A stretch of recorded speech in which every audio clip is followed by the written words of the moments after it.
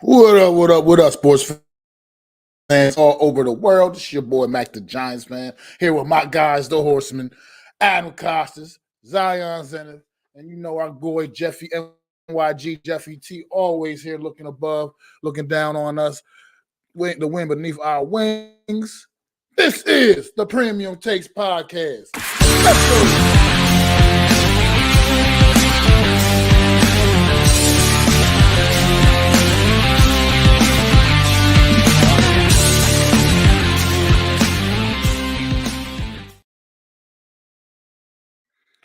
What's going on, everybody out there? What is happening? This is the Premium Takes Podcast with your boys, Mac the Giants fan, Adam Costas, Zion Zenith, man.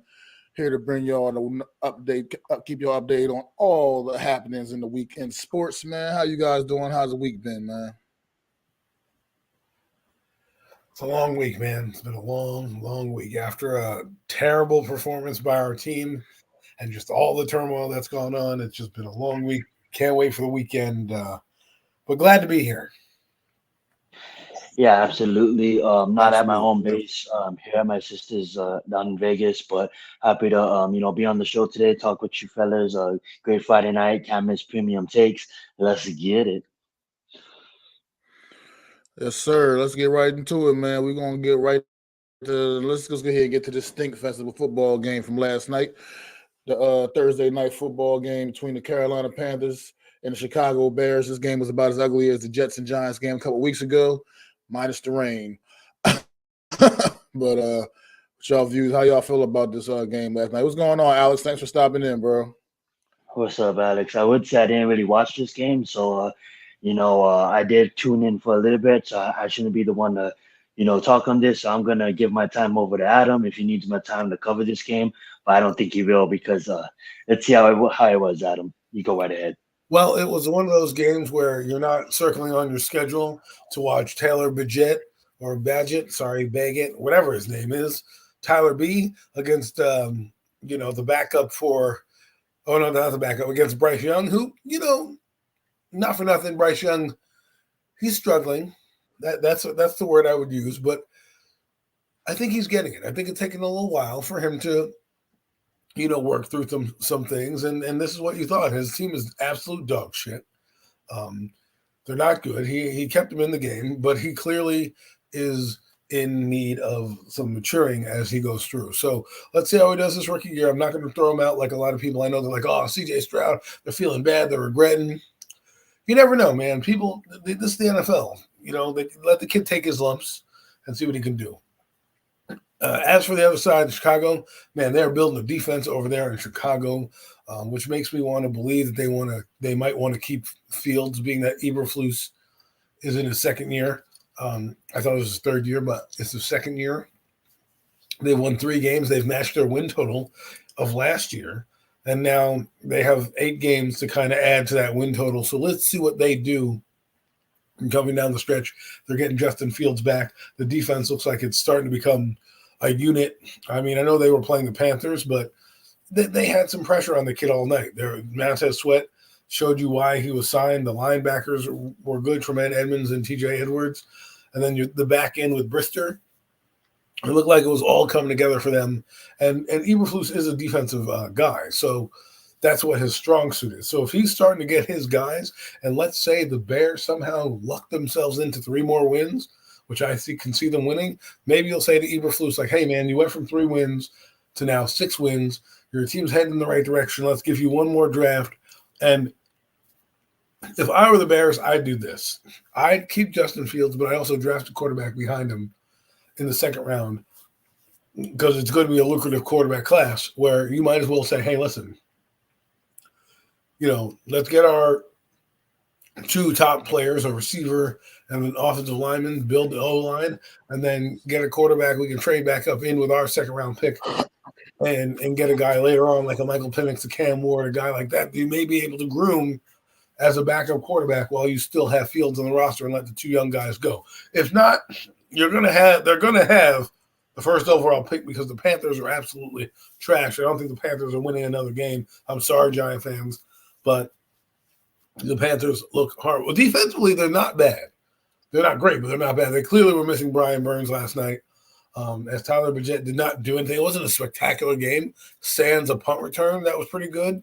I mean, that was about it. Deontay Foreman did run hard for the Bears. So good for them. 3 wins.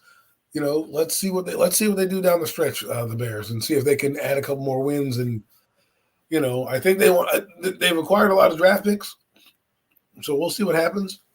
2 top 10 picks this year. They could easily go quarterback and receiver. That's what I would do. As well, it's another scenario that I brought up. Like, if you want to take the quarterback first, then you go with Marvin Harrison. I mean, they've got so many things that they can do with these 2 picks, and I think the Bears' normal pick, because they're going to win a few more games, is going to be like 8, 9 down that realm, and I think they're still going to have the first pick in the draft because of Panthers being trash. The trade with the Panthers, and I love that. I just want to chime in real fast when you started talking about that. You're absolutely right. They do have a lot of options. Even if you think about it, even if they keep their quarterback and they go with and they have more, right? They can even go at that tight end. Brock Bowers out of Georgia. A lot of people saying he has the best hands. Obviously the nation knows that. Marvin Harrison is going to be the clear best receiver coming out, but Brock Bowers is right there, 1A and 1B, which would be Brock Bowers, and a lot of teams like the Bears could use help at the tight end, and that also helps at the blocking side as well. But I love that thought process, being that they're going to pick 2. They have a lot of different options. The options are open, a lot of different scenarios. Great analysis, Adam. Great analysis. This game deserves no more analysis than what you just gave. To be quite frank, I'm gonna just shower with a couple of things. I just wish. I mean, the game was absolutely terrible. I'm sorry, the game was terrible. I got off of work last night, hoping I'd go home and watch a good, nice Thursday night football game. The game was terrible. The game was awful. Put me right to sleep. But, however, as a New York Giants fan, all I want to see is these teams, generate a couple more wins. Carolina, if you can somehow, I was hoping you could pull this one out, because like Adam said, I agree, Chicago's got a couple more wins in them for sure, especially when they get Fields back healthy. So I'm not really concerned about them standing in our way. Carolina, just muster a couple of more wins on the season, man. Cardinals, find a way to win like 2 more games, because the Giants ain't winning shit.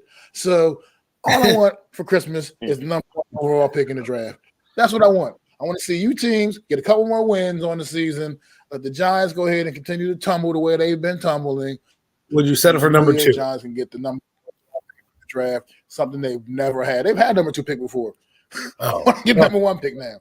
Let's move up. Well, that would be a first. That would be a first. That would be a first trivia question that would ever happen. What year did the Giants get the first overall pick? Answer is none. Maybe this year is. I mean, so we've been around for 96, 97 years, and we never picked number 1. That's impressive.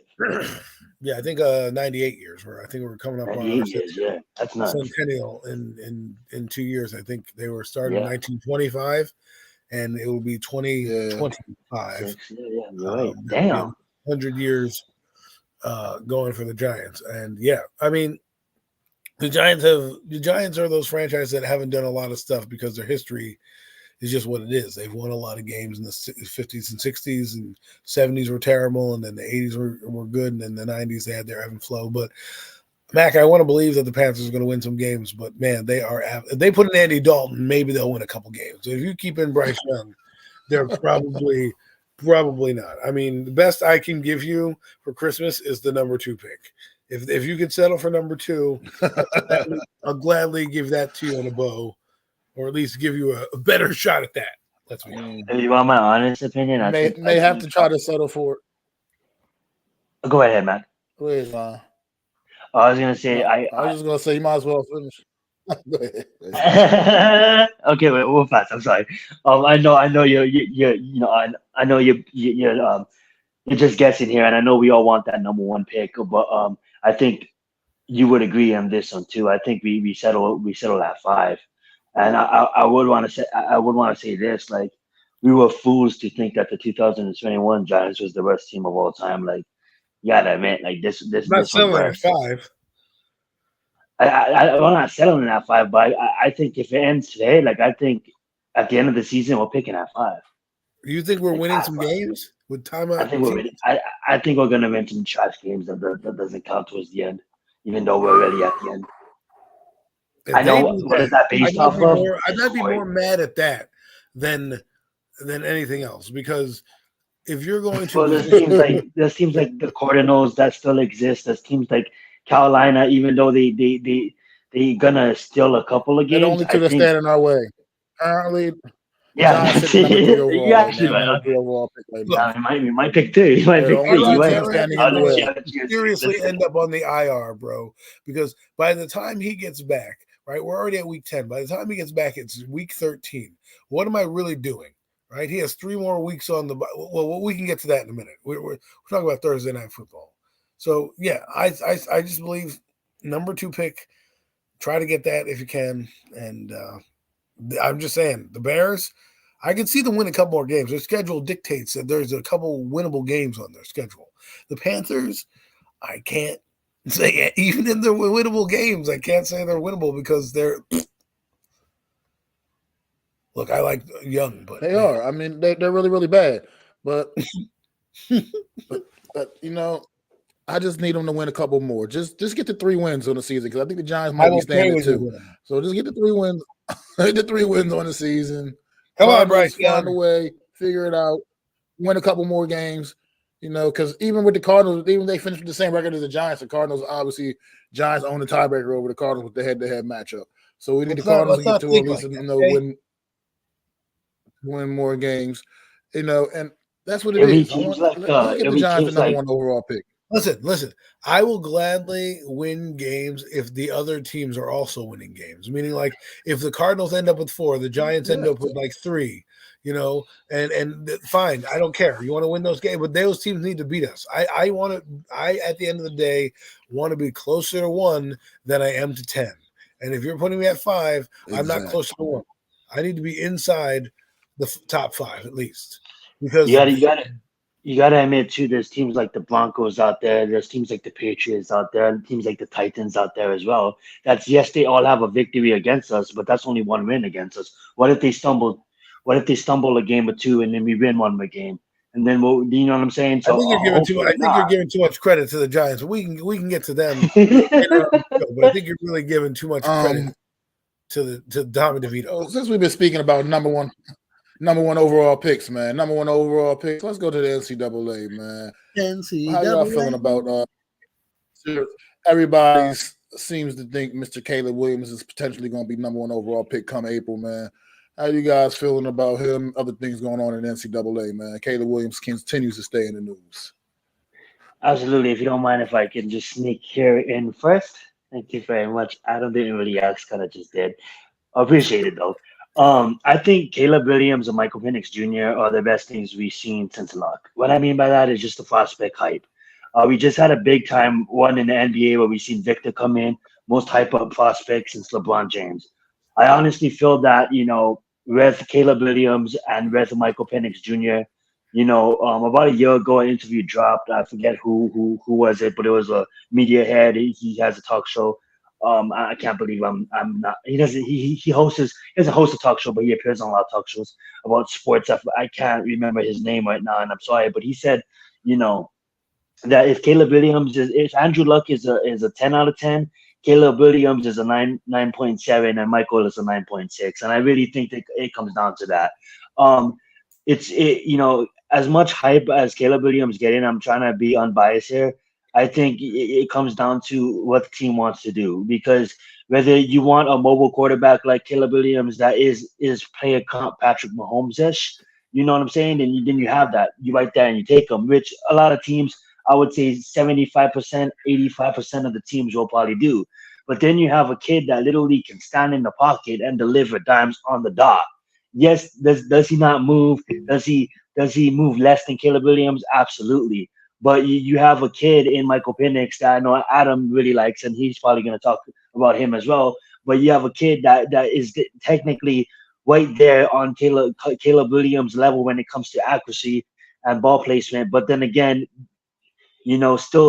still has those 15% of teams that would pick Michael Penix over Caleb Williams. So when it comes down to the first pick, I would say Caleb Williams will probably be that guy. But then I wouldn't be surprised if a team wants that Michael when the circuits get their hands on them and the circuit starts hyping these kids up. And I wouldn't even be surprised if we see names like Quinn Ewers come up more often, Drake Mayer, even though a lot of people wrote him off, he's going to come up often. And then Bo Nix. There's a lot of other prospects, but right now those are the five I'm really looking at. And then, of course, the guy from Michigan, McCourtney. So outside of that, there's a lot of quarterbacks that will probably go in later. It's really deep, but you got that two up top, and then you got those three that follows, and then from there.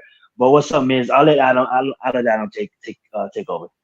Well, I'll get to the other two quarterbacks since people are worried about Bo Nix. I've been banging the table for Bo Nix since last year, and Michael Penix Jr. When I was scouting quarterbacks last year, when everyone told me I was crazy, those are the names that came up with Anthony Richardson, Herndon Hooker, and a few other guys down the road, right? They had Cam Ward and all those things. But for Bo Nix has come a long way. He's very accurate. He can make all the throws. He's mobile enough.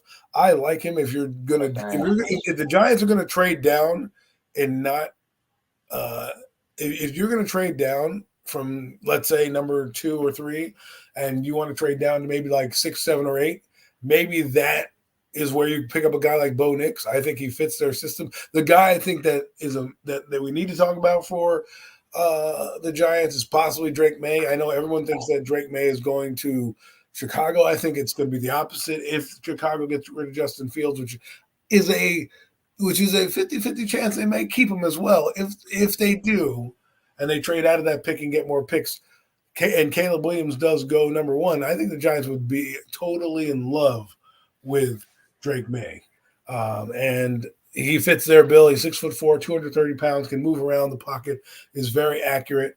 I think they like the top 2 guys, and that's why I keep telling you guys that while these 2 guys are in, if the Giants do win a few more games, Bo Nix does come into play. J.J. McCarthy comes into play. A guy that I'm starting to like a lot that is not being talked about on the same level is Jaden Daniels. The guy is in the Heisman race right now, right? So and these guys are throwing up yardage. McCarthy has almost 2,000 yards. Jaden Daniels is, I think, leading the NCAA almost. Caleb Williams. Jaden Daniels has been consistent every year at LSU for the last couple of seasons. Right. Absolutely stocks on that. And he when the hype machine comes, I would not be surprised if you're starting to hear, guys like Jaden Daniels, Bo Nix getting more love outside of the other 2. And I wouldn't be surprised if at the end of this, people have Drake May 1 and Caleb 2 because of a lot of things. Now, I'm not really worried about Caleb May crying on national TV. Not worried about his fingernail polish.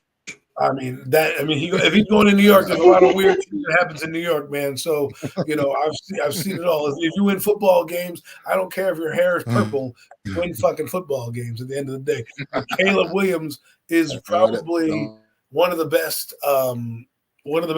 ball throwers of football, and he can do everything. Off-platform, throw it. It'll be about just being able to, 1, control your turnovers. I know people aren't talking about that, but that is a big thing. Sam Darnold had a lot of turnovers coming out of college, and that continued in the NFL.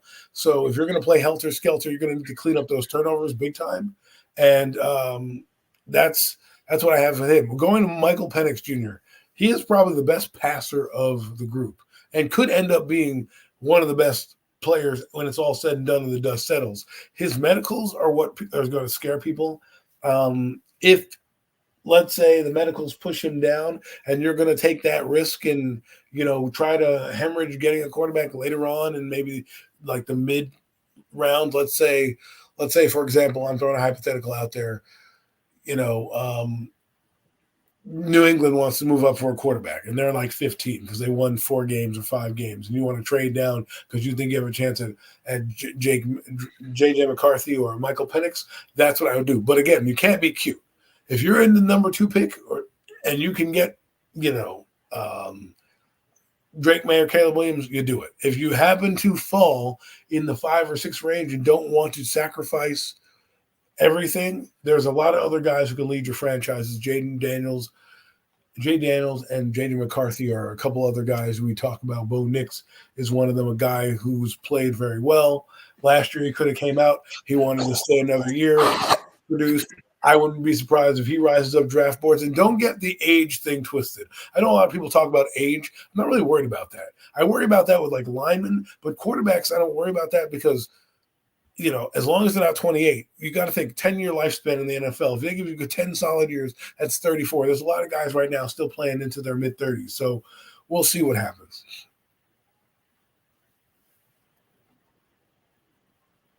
Shaks, and I wanted to say real fast, what's up, Raphael and Reality Check? Thank you so much for joining us tonight. Thanks for popping in. Also, bookends. Got a comment up here. I like Penix, but Neal protecting his blind side. That's a valid point. Penix is I'm a lefty, right? If I'm not mistaken, he's a lefty, which will mean the right tackle will be protecting his blind side. Right now, the New York Giants right tackle is Evan Neal. And that doesn't seem – I don't know if I want Evan Neal protecting my quarterback's blind side because he can't protect the quarterback's front side either. Well, he's not even playing this week, so, you know, I mean, I would say we should look into that maybe on a later episode of Premium Takes as it gets closer to the draft. We'll dive into I know they're hard to find, so they don't get let go that much. But there is going to be some free agents. We should dig into some free agents for that side because I can see the Giants solely what we've been talking about is just moving him inside and getting a free agent maybe in a draft, obviously, a white tackle because definitely he's not going to cut it next year. But Mac is white and Bookends is white. He's on roster as a white tackle, and I wouldn't want that as well. Let's get it. Well, right now you can't. We can talk about Evan Neal all we want, but you can't move him right now. Right now he's injured. Absolutely. He's absolutely right tackle. You've got to wait till see what you should have done, which you didn't do with any lineman out, with every other lineman except for Andrew Thomas and Evan Neal, is you played them at multiple positions. Maybe you should have did that with Evan Neal, so he would already know what it's like to play guard. Because maybe if he already had guard reps like you did with the rest of the team, Zudu and McKeithen and all these other guys who you wanted to play at multiple positions, if you had already started that process with Evan Neal in training camp, maybe you would have already kicked him down, and then you could have find your right tackle in the draft or have Tyree Phillips come back and man that spot or put Justin Pugh out there or something like that and get your best 5 linemen on the field. Right now, with the rotating of the guards, I think the problem the Giants have had was no one's, you know, you're what is that thing? You're a master of none, right? You can do a lot of things, but you're a master of nothing. Jack of all trades, master of none. Right, exactly. Something along those lines. And I think for a guy like Neal, if you're going to do it for the rest of the line, you should have did it for him. And we'll see what happens. But we were talking about NCAA, but we'll see. And there's going to be plenty of guys in this draft for linemen to replace him. So we'll see. Can I just get to this question real fast too from Miz? I understand that fill-in of Caleb Williams too, but I love that in the sense of he just wants to win. As an SC fan, looking at our defense, there's multiple guys on this defense that's going to be playing on Sundays, and for them not to show Hort in games that really counted, it was sad. It was sad to watch, and I love the fact that Caleb Williams, he wears his emotions on his sleeve, and I won't.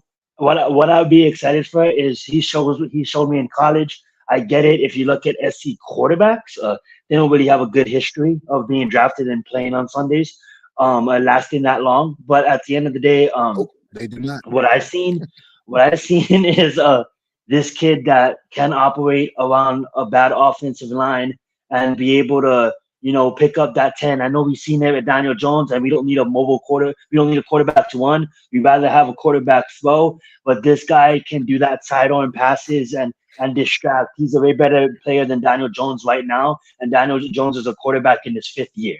This guy's a rookie coming into the NFL, and he's a way better quarterback than Daniel Jones. He has the ability to move, and I don't need to sell Caleb Williams on you. The nation, I think, already did. But the thing is, I just seen a kid who wants to win, And I just think our defense is going to be I hope, I don't want to jinx anything. Let me find some wood. I just kind of believe that our defense is just going to be in a better position next year to make some key stops. And you look at our defense this year. Don't want to talk about too much about this last game, but Kayvon is up there in the top 7 now. In sacks, and our defense is trying to come alive. Trying to come alive. So there's some hurt there a little bit, but I'll turn it over to Mac. Like I was just going to chime in with the Miz's comment here. It's about the play on the field at the end of the day, ultimately. And as long as his play on the field is what people think and believe it can be, he'll be perfectly fine no matter what city you put this kid in. I mean, his personality is built for New York City. He's built for the bright lights, the big city, man. He's not a small town guy. He's not a guy that's going to be shy away. That's going to be, shy away from the attention in the big city, in the big market, man. I think as long as the play on the field equals what we believe he can be, he'll be all right no matter what it really comes down to, no matter how you feel about this kid. And I mean, he's a special talent when you watch him on the field. At the end of the day, people are putting way too much into this. I think this kid is going to be an absolute elite quarterback in the NFL. I mean, the college thing, what you mentioned earlier, yeah, sure. USC does not have a good history of quarterbacks in the NFL, honestly. But you know what? It's up to the individual. I mean, Carson Palmer, he put himself together a pretty decent career. Had it not been for a horrific knee injury, who knows? It could have been even better. So at the end of the day, look, Ohio State has the same issue. Ohio State has the same issue. Ohio State is not known for the quarterbacks having the most success, but look what C.J. Stroud's doing this year right now. I mean, it's up to the individual, man. It's all in your own mind, man. You gotta, if you come in, you ready to be focused. That's what it is. Don't believe the hype, man. Don't believe your own hype. Come in there and prove it with hard work. Come in and prove it with hard work, man. Put that work in, put that effort in, man, and use your tools that you got to get the job done. I don't know. I don't know how Joe Shane and Brian Abel and Giants brass feels on Caleb Williams. I mean, as things are sitting right now with the draft position, probably doesn't even matter because he probably don't have a chance of getting them anyway. But at the end of the day, man, I wouldn't shy away just because of all the other excess nonsense. I wouldn't shy away from it, man. Be excited about these young QBs. There's a ton of them out there. There's more than just one. And the Giants are going to have basically their pick, their flavor, whatever they choose. See, here's the thing that I want people to start to think about. Start to scout quarterbacks beyond Caleb, Drake, and the top 2 guys. And I'm not saying this in a bad way, because everyone's like, oh, well, you got to trade up and get these guys. These other guys are a tier below, but they're definitely guys that can definitely become franchise quarterbacks and have a ton of traits that go with them. And they're going to be able to, grow in a system. So guys like J.J. McCarthy, for all we know, I'm hearing they like a lot about McCarthy, right? They've been to a couple of his games. They really are feeling him. If they get to number 4, and the top 2 guys are gone, maybe they pull the trigger there. He can throw on the run. He's got a laser arm. He can process. That's the big thing. He's the best processor, one of the best processors of the football in college. So that'll help him in the NFL going forward. And no one ever is a slam dunk coming out. The only slam dunk we've seen has been Andrew Luck. Okay, that's the only guy that has come out in the last decade where his hype matched his play on the field. CJ Stroud is coming out and he's proving that, the critics were wrong about him. Okay, that he was the best player in the draft. Justin Lawrence is not that bad as well. Not Lawrence, I'm sorry. The homie Herbert in San Diego. Not that. Well, yeah. He's having a great season too. I mean, but he didn't have a hype like these guys. He was good. Everybody knew he was going to be one of the top. He didn't have this level of hype these guys. That's facts. Because the thing is this, the Giants could do a lot of things if they don't want to, quote unquote, stay there. There's a lot of good players in this draft that you could get to help out a young quarterback. And if you identify your guy as, let's say, a J.J. McCarthy, or let's say a Bo Nix, or a Jaden Daniels, right, who might rise up draft boards. Because remember, the combine hasn't started yet. Once we get into combine season, this is where everything is going to blow up. And this is where you're going to see guys rise up and down draft boards. And like I said, it's going to be a buffet line. You're going to have your chicken, your steak, your filet mignon, whatever you want, you're going to be able to have and pick and choose which one you decide to get. Right. And if you get closer to the filet mignon, you might take that, but you might be down a few and you might run out of filet mignon. You might have to take that gourmet chicken that they make, right? Just as good and may not be filet mignon, but it is made by the same thing. My point is, when you do this draft process, it's going to be a lot of fun to explore other options, see who's out there, compare the notes, make sure you do your due diligence because you'll never know, you'll never know what can happen. And it's a good draft to be at this year, Miz. If you do go, you'll get to see their quarterback be picked in front of your eyes, and you can, boo him, cheer him, do whatever you want while he's there. But the next New York Giant is coming. There's no doubt in my mind that they have to move on from the quarterback position. Mm. They've given themselves, they've given themselves no choice. They basically pinning themselves in a corner, and now you have to do it because the guy has a knee injury, and I don't care what anybody says. I don't think he's back before week 4, to be realistic. I mean, look at Kyler Murray, kind of had it in the same region of time frame in the season, and then had to go rehab. He hasn't even rehabbed yet. He still hasn't had surgery. So that's what we have to be careful with that. And I would say this too. Like, I don't want to be a Debbie Downer. But I would say this, like, I don't want to. I'm going to get some credit. Thank you. To add, like, to Adam's take about, like, it's just exploring all options. You gotta, you know what I'm saying, and you gotta put your mind in a place that maybe your mind don't want to go sometimes, right? So you put your mind in a scenario that maybe they don't want to have $40 million, just slip, on the bench, and they see an offensive lineman there, and we don't pick in the top 5. We pick in maybe at 7. They see an offensive lineman that's really going to help out, and they want to wait till later on, maybe in the 2nd and the 3rd. You look and you scout quarterbacks like KJ Jefferson. You're not moving the needle with a 3rd round pick. Look, you're not moving the needle. Look, fellas, let's say we went down this draft since we went down the NFL draft rabbit hole a little bit. Let me throw a hypothetical out here. Okay, Caleb Williams, we expect to go number 1, potentially, maybe whoever, Bo Nix, maybe number 2, whatever, however you want to spin it. So say the Giants sitting at number 3 overall pick, and they're not really, really super in love with the other guys like that. How would you feel about them? Maybe, this is something that's came up NYG 22 of Unpopular Opinion Sports has really been talking about this a lot. How about the Giants maybe say, let's number 3 overall pick, we go with Marvin Harrison Jr., get a legit wide receiver weapon in here, first round pick. And then maybe go after their quarterback in round 2. That's exactly what my scenario is trying to be about as well. Like, I say, if we pick that 3, Mac, we definitely go a pass catcher. Whether it be Marvin Harrison, I would go Marvin, but it might be Brock. You know what I'm saying? Because Darren Waller has getting up there in age as well. So at the end of the day, like, and Brock adds into block as well, even though he's not really a blocking tight end. You know what I'm saying? I can see us doing that whole 2 tight end stuff. But at the end of the day, like, to answer your question, I say it has to be a pass catcher. It has to be Marvin or it has to be Brock.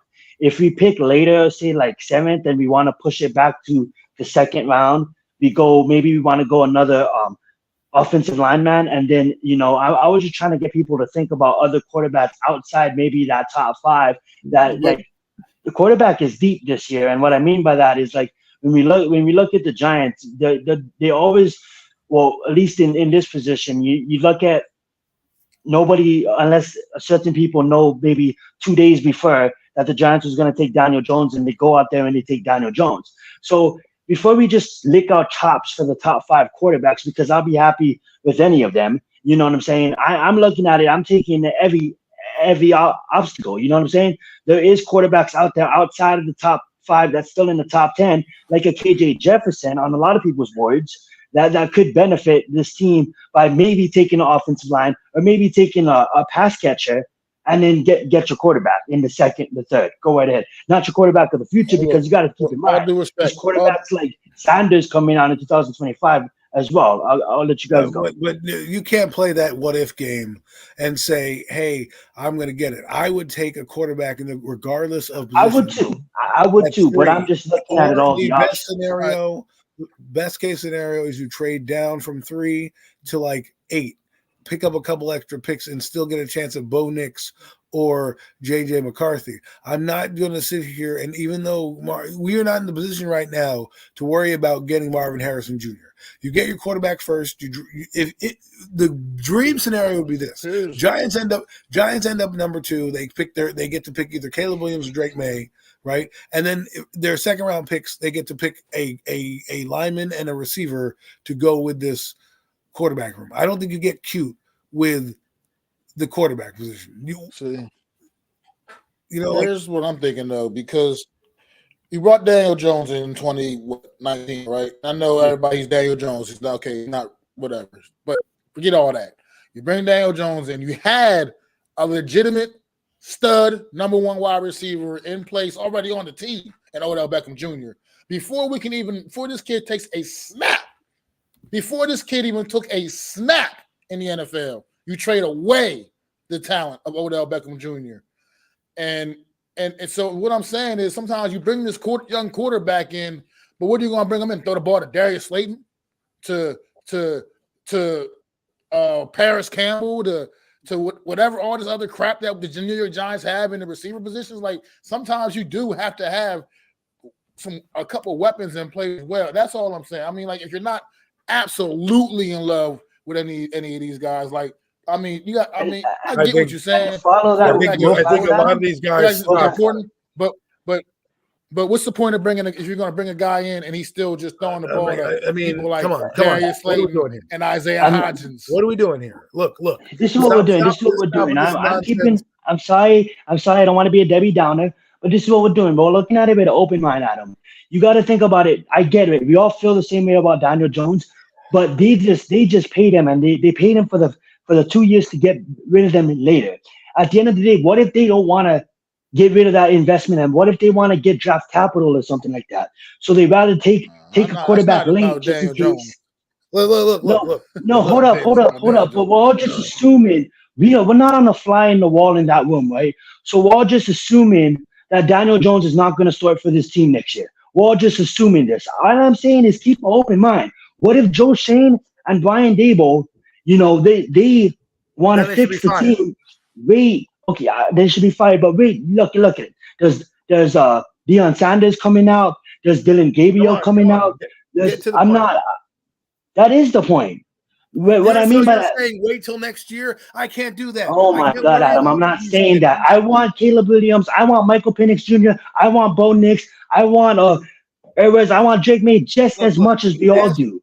All I'm trying to say is let's not just assume that they feel the same way as us. Okay, first off, that's all I'm saying about the dream scenario. I'm telling you what I would do. I don't care unless I'm outside of the top 15 or top 10. I'm not drafting a quarterback. I don't care. I understand Marvin Harrison's a stud. You can still get a good receiver in this draft class. In the second round. Okay, I'm not saying it's going to be as good, but you can still get a good weapon in this draft class. People forget Devontae Adams is not picking the first round. All right, so there are going to be guys here. There are going to be free agents that you can also bring in at this point to get this guy weapons. Okay, I'm not worried about Daniel Jones, whether he starts here or not. I don't give a shit about that guy. He's a glorified backup. You want to start him for a few years? Great. I don't think he's going to be on the field come September. I think bare minimum beginning of October if you bring him back. You're bringing a guy here. If you like JJ McCarthy in the later rounds, you identify your quarterbacks. Let's say you got Caleb Williams, Drake May, Penix, McCarthy, and Bo Nix, right? And you said, you know what? We have a chance of getting this guy. You can't get cute because you never know who behind you is bluffing as well. And then they go choose your guy, and you're sitting here with egg on your face, hoping to get a guy in the second round because you drafted Marvin Harrison Jr. If you wanted to draft Marvin Harrison Jr., I would have to believe that Daniel Jones is healthy for you, and you're going to start him again, and you're going to say, we're going to run it back and draft Marvin Harrison Jr., and away we go. If that would be the only case scenario, I would do that in. This scenario, if you're in the top 5, top 10, you get a quarterback. That's what you do. And you worry about the other stuff later because you can acquire through a draft pick, through a trade, a wide receiver at any point if you want to. Guys go on the trade block all the time. It's not like you can't acquire a guy if you want, right? So I get what you guys are saying, but I can't draft scared. I can't say, well, let me wait till I get the big offensive lineman. I wait till I get this. Let me wait till I get that to make it a perfect scenario to draft a quarterback. You can't do it. You just go there, you draft a guy, and you go from there. I get it what you're saying. But what I'm saying is, I hear what you're saying. I understand it's valid. But I look around the landscape of the way the league is set up, some of these quarterbacks, some of these top quarterbacks are going to drop. They're going to drop in the draft, whether we like it or not, whether they like it or not. Some of them are going to drop because you look at the landscape of the league, you look all around the league, most of these teams probably are pretty damn well set at the quarterback position. I mean, most of them are. There's some teams that might surprise you, like a Detroit, that might go after one of these young guys or something like that because of the fact that I don't think they believe their future is totally in Jared Goff, you know what I mean? But most of the league is pretty well set with good, solid young quarterbacks, and they're not necessarily going to be going after those quarterbacks right away at the top end of the draft like that. So a couple of these guys might actually slip into the second round where the New York Giants will still have a very high draft pick. You can't bank on it, but at the end of the day, it's very likely to happen. But at the end of the day, I get what you're saying. Look at the landscape, when you look, but it's just a fact. You look down this league, you look down the league across the league. These guys, it's going to be. Then you're not investing in the quarterback. Like, I get what you're saying, but there's no guarantee Jaden Daniels is going to be there. I get what you're saying. But if you know that there's going to be a guy that, like the Baltimore, a better scenario would be this. Let me trade back up and give up picks to get back in. There's no guarantee your guy is going to be there, but there's probably, I would put my money on 4 guys at least going in the first round, 6 guys probably overall. We're probably going to talk about probably 3 guys. I need to say this real fast too, like, and I agree with both of you guys' takes. We're just having a conversation. I do agree with you. Hayden Hooker is even on Washington, Detroit as well. A lot of people, we just talked about age. He's 26. He had a good, pretty decent career at Clemson. You know what I'm saying? He's sitting behind Jared Goff. You know what I'm saying? So at the end of the day, you got to just look at it. Well, we don't get paid for this. You know what I'm saying? We're not experts. All we're all trying to say is we all have our wants, right? You guys hated Hooker last year. Well, I don't know. I never said anything hateful on Hayden Hooker. I watched him for 2 years. I like what I've seen. But at the end of the day, like, if I had my dream scenario is the Giants pick 2. The team in front of us really likes Michael Penix Jr. They take him, and Caleb Williams falls to us. I was beating my drum for the Browns to take Baker Mayfield. They did, and we took Barkley, and I was super excited. I was super happy. I want that feeling back. That is what I want. I want Caleb Williams to start as a New York Giant. I want Michael Penix to start at the New York Giant. But at the end of the day, we're not geniuses. We can't predict the future. And I will just keep an open mind to everything because I'm not trying to trickle you guys down a lane that absolutely doesn't make sense. But what I was trying to do is, what if they just want to, like, the option is, hey, guys, we paid Daniel Jones. Let's just build a team before we get another young stud in here. And that's all I was saying, right? So let's just keep an open mind. I don't agree with that. And you may not have to, but at the end of the day, that's just an open lane that we have to consider. You may not agree with it, but you have to consider it. You also said Drew Sanders, like, as if, like, I'm going to wait now for next year to hope that guy doesn't blow out his knee or anything to be a top pick. I mean, come on. If you're there, all I'm trying to say is the NFL, NCAA is different, bro, and there's a lot of quarterbacks coming out in 2025. We got Malika that didn't even start a game for us yet, and he's pinned at 2027. We have Manning that's pinned at 2027. That's what I'm saying. Look at what you're saying. It's different, bro. I'm just saying keep all the options open. All right, man. Move on to the next conversation. This is dumb. This is not dumb, bro. You're shutting me down for having an open mind. You're shutting me down for everything I'm has not to be. shutting you down for having an open mind. You're talking about all I was trying to say coming is, out in 2025. Are you kidding me? I'm not. All I was trying to say is, okay, I'm gonna end it with this. All I was trying to say is, what if the team wants to build a fucking team before they bring in the fucking quarterback? Okay, that's all I was fucking saying. Next topic. Oh my God, you guys are making this too cute. Just draft the quarterback in the top 10 if you're there. If it was that fucking easy, we'll win every fucking. I'm not we'll losing sleep over Marvin Harrison. What I'm saying is there's always an option. He's an elite talent. He's not a quarterback. He's an elite talent. And I'm saying a guy like that sometimes he falls into your lap. Elite talent sometimes they don't come up. They don't just fall off of trees. That's all I'm saying. That's all that was why I threw his name specifically out there. I didn't say we don't need. I know we. Yeah, I'm all good. I'm not mad at anybody. All I'm saying is keep it on mind. When an elite talent falls into your lap, sometimes you don't want to roll a dice on not. What is the most important position of a franchise? It's like the same with the Atlanta Falcons. It's like what is the most important position of a franchise? It's like the same thing with the Atlanta Falcons this year in the draft.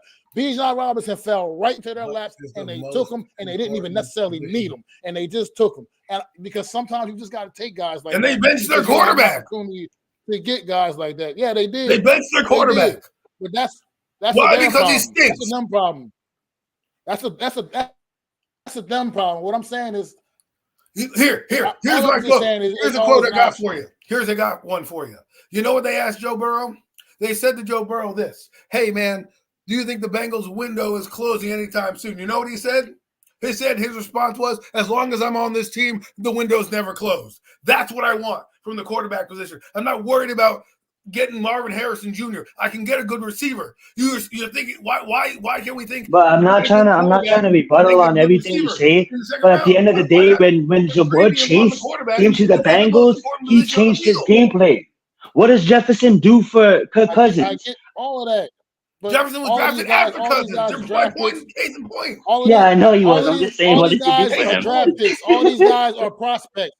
They're all prospects. And honestly, every great quarterback in the NFL wasn't a first-round draft pick. That's just what it comes down to. You can say that about every position across the league. Every position. And I'm just saying, a couple. That's where you're getting confused, though, Adam. It's not out. If Mac had a choice. I'm not saying. If Mac had a choice, he'll pick a quarterback.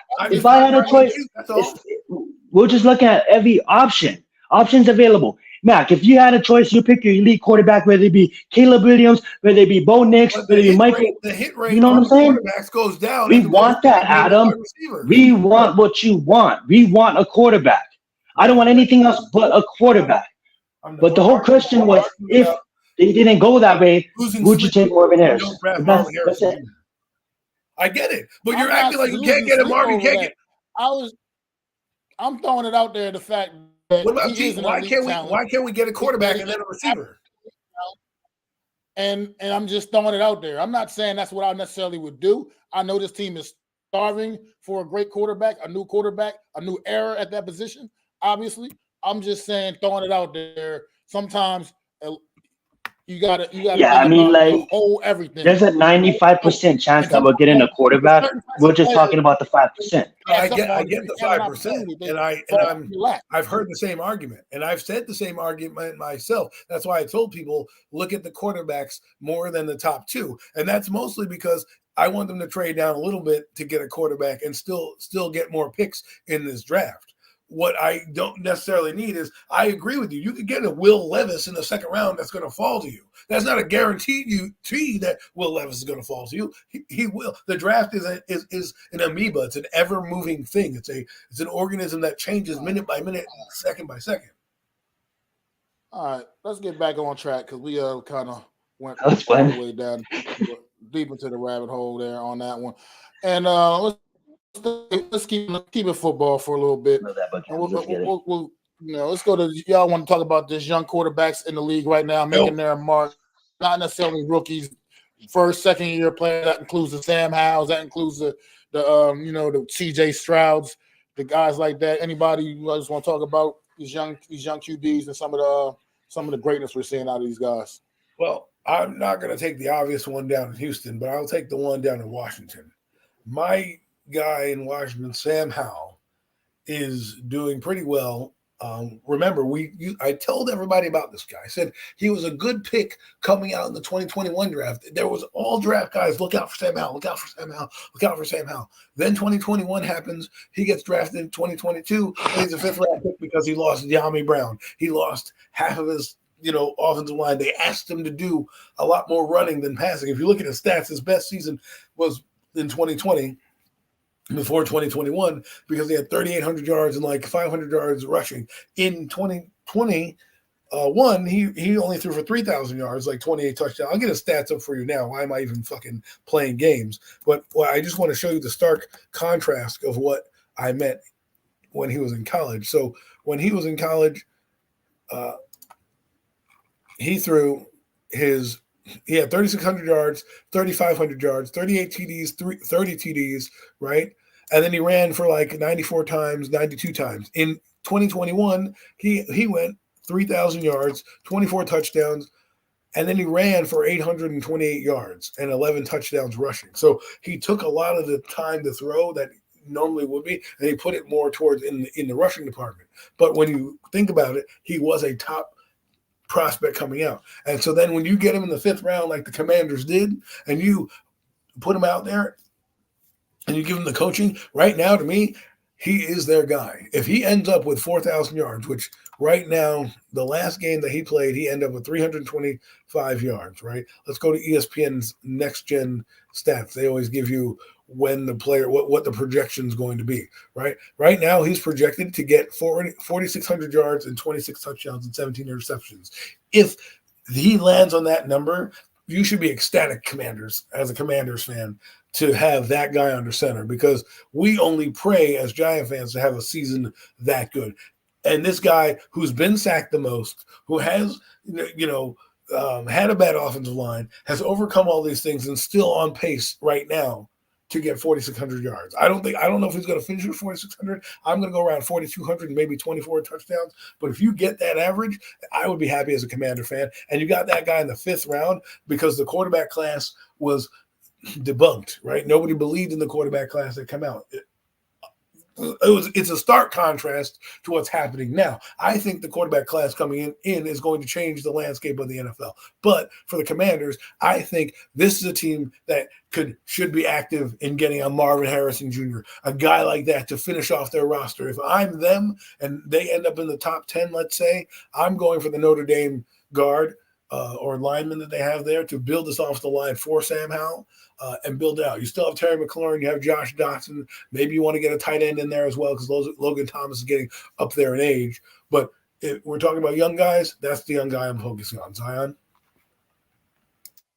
Yeah, absolutely. Well said, Adam. And I love the fact, thank you so much for leaving me the quarterback down in Texas, because Houston, let me talk about him, man. For the longest, it was, well, at least in my circles, it was him or Bryce Young, right? Who was going to perform. And the question was, he plays at Ohio State. Ohio State, as Mac mentioned earlier, doesn't really have a good track record at quarterbacks. And if you think about it, Ohio State is a receiver factory. Okay? They may not have quarterbacks, but they produce some real receivers, right? So it's like, okay, he's going to come to Houston that really doesn't have wide receivers. Okay? At least no household names, really. Obviously, diehards like us and family, thank you guys for watching the show. We know that Houston has some studs, but no household names, really. You know what I'm saying? And for him to do what he's been doing is absolutely amazing.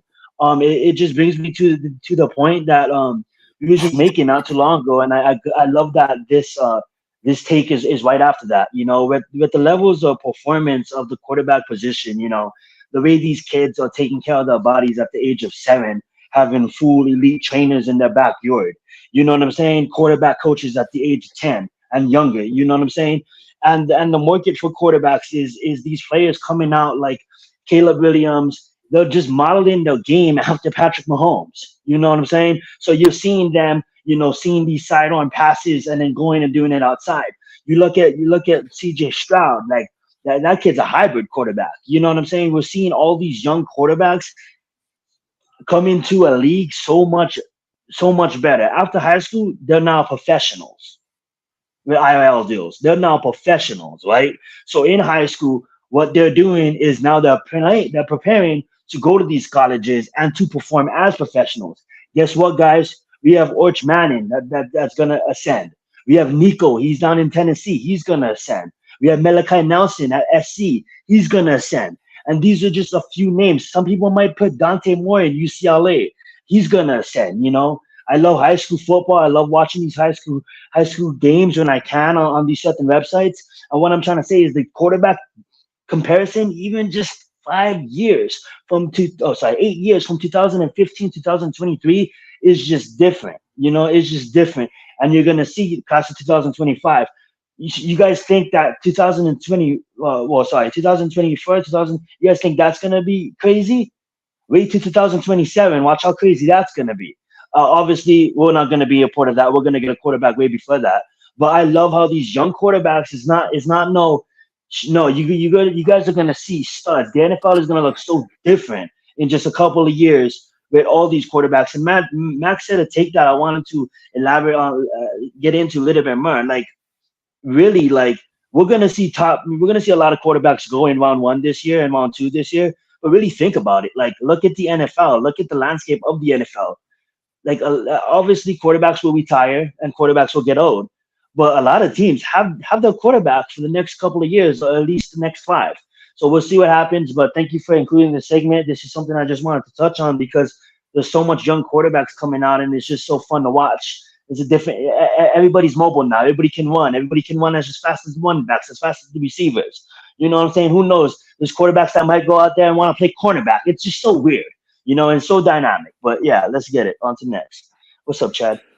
Well, look, since you took Sam Howell, you took CJ Stroud. Talk about a guy with a much smaller sample size, but he has already passed the eye test for me personally, and that's a young man down in Tennessee named Will Levis. This guy is already two starts, and he's blown me away personally. He's blown me away totally. 4 touchdowns, which all came in his first career start. This kid, he's totally the real deal. You can totally see they just need to take this guy and take that team and build that team back up around Will Levis. He is their starting quarterback going forward. Obviously, they've been announced already that he will be the starting quarterback for the remainder of the season, and he's the starting quarterback. He is the future of that organization right now. Struggled all season. Tannehill struggled all season getting the ball to DeAndre Hopkins. Will Levis comes in there and no problem. No problem, because that's the level of talent that this kid has. He can find his top guys. There's no reason. I can't understand the disconnect earlier in this year with Tennessee not able to get the ball to DeAndre Hopkins. He's probably off to the slowest start of a season in his whole career just due to the quarterback play. Now, instead of Will Levis, he looks like the regular old DeAndre Hopkins we all know again.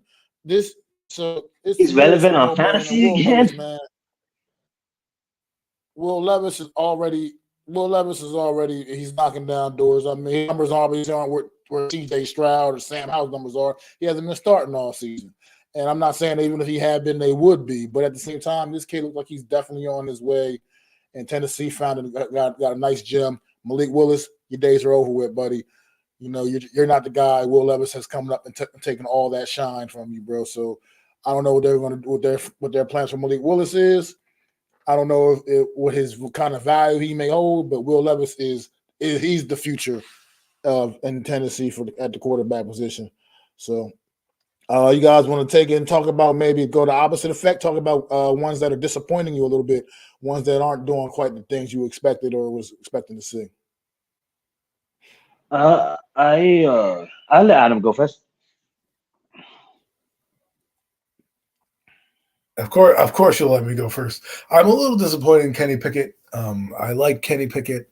I like him a lot, but he is. I think he has intangibles. It's a matter of will Pittsburgh wait to see if he blossoms, right? Because he's like Daniel Jones right now in that, like, he oozes a talent. He has some of the factors that you look for. And he makes some wild throws. There's some throws where you're like, wow, damn, like this guy can do it. And then there's other times where you're like, does he still need a little seasoning? So I'm hoping the next half of the year he can kind of, he's a gamer. I will give you that. He is a gamer. He does keep his team in there. He does know to go to George Pickens. I don't know what it's going to take for him to open it up. I'm hoping that it's more Matt Canada than it is Kenny Pickett, because sometimes a bad OC can stifle the youth of a good thing. And this is what we talk about with young quarterbacks, right? Sometimes they got to go to the right system. Will Levis went to the right place. Malik Willis didn't. They didn't really want Malik Willis. They drafted him because he was there. Will Levis they actually wanted, and they drafted him for a purpose, and he's there in the right situation. So if you're in the right situation, you're going to flourish. In Steel Town, he's got a lot. I thought Najee Harris would be a little bit better, and they could lean on the run game more. That's facts. And that way it would have helped Kenny Pickett, because I think Kenny Pickett's a better play-action quarterback than he is anything else. He can utilize – see, what happens is when you have a guy like Kenny Pickett, 6'5", can run, right?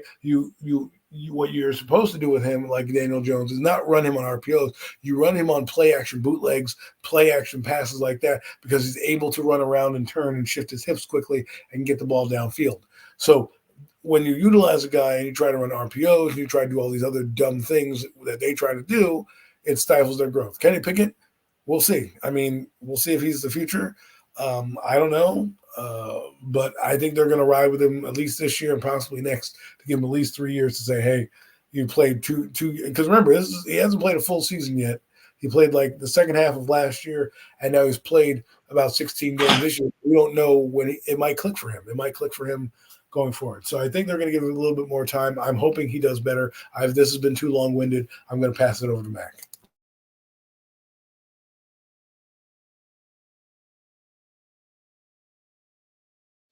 You me, muted, Matt.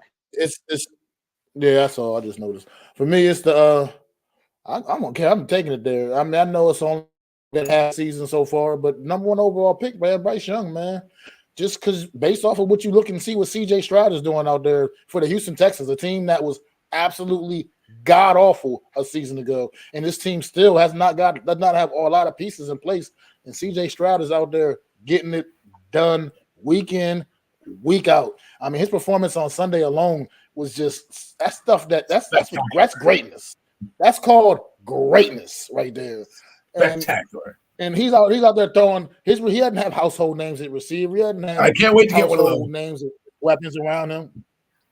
But at the end of the day, look what the things he's been doing, and you get Bryce Young number one overall down in Carolina. Yeah, another bad football team, but he's not elevating this team in any way, shape, or form.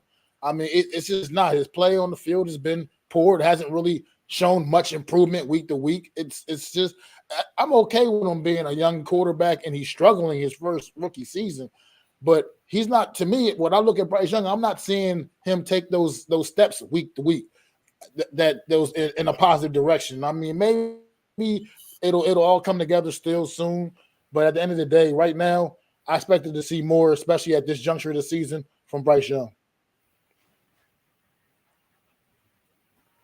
You got anybody, Zion, we can move on? I have one more. Absolutely love it. I did want to defend Bryce Young, but I know you wasn't not picking on him. I knew you pointed out the obvious.